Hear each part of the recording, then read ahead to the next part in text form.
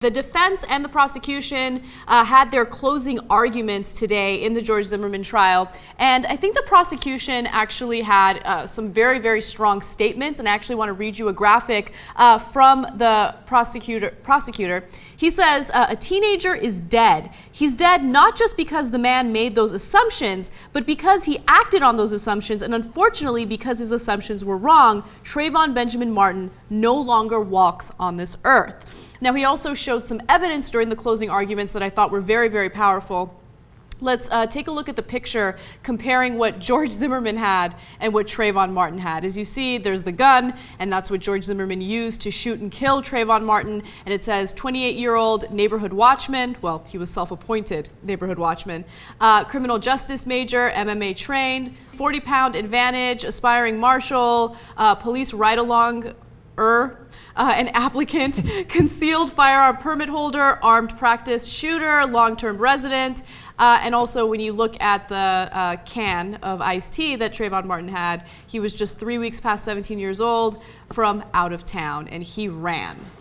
So to me, the most relevant part of that graphic is clearly Zimmerman was the one pursuing him, Trayvon was the one who was running. Mm-hmm. On that alone, you know, the pursuer is the one who shot the guy he was chasing and killed him.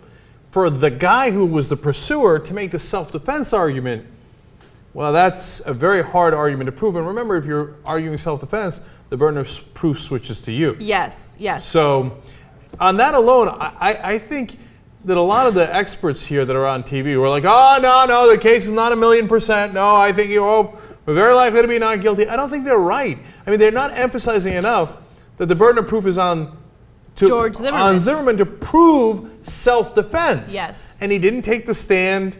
And did he prove beyond a shadow of a... I mean, look, was he able to convince the jury, let me put it this way, that the only possible story was that he just did self-defense?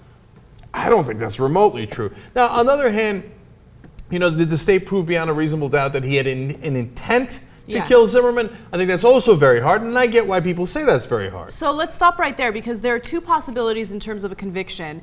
He could be convicted of second-degree murder, and with that conviction, there has to be proof that there was ill will, hatred, spite, and I think that it's difficult to prove that in this case. I mean, did he intend to shoot Trayvon Martin from the get-go? It's hard to prove that. But jurors can also consider manslaughter, which has a maximum sentence of 30 years in prison. And in that case, you do not have to prove ill intent. So I think that if anything, it's more likely that he would be convicted of manslaughter. But of course, we don't know what the jury is going to decide. All right, and I believe in the jury system, and I actually think we should give the jury more evidence and trust them. If we're going to trust the jury system, we should trust them completely, and give them the same evidence that the judge has. But anyway, so if they were there throughout the trial, they saw every minute, we weren't. So whatever they decide is what they decide, and that's how our justice system works. Okay. Now, looking at it from the outside and seeing the evidence that I've seen, I would, if I was on the jury, I'd say manslaughter. I think it's fairly clearly manslaughter. He didn't necessarily intend the kid, he killed the kid, but he killed him, and it was because of what he did, his actions. He pursued him. There was a fight.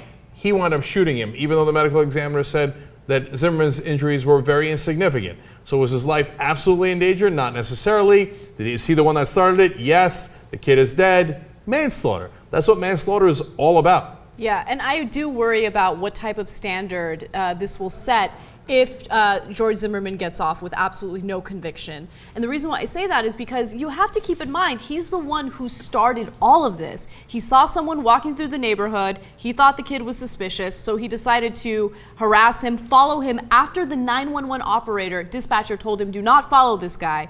He continued to do so, and it led to an altercation. He's the one who provoked Trayvon Martin. So that means that in the future, can someone just provoke anyone to fight with them? And even if they're unarmed, you can shoot and kill them if they decide to retaliate or fight back? I mean, that's apparently a little problematic. That's the answer. Yeah, that's the precedent that's being set.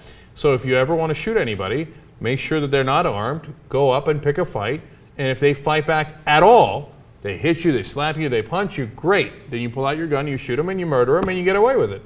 And so that's a dangerous, dangerous precedent to set. I hope we don't set it, but again, we weren't there every minute of the trial. The jury was, So let's let them make the decision.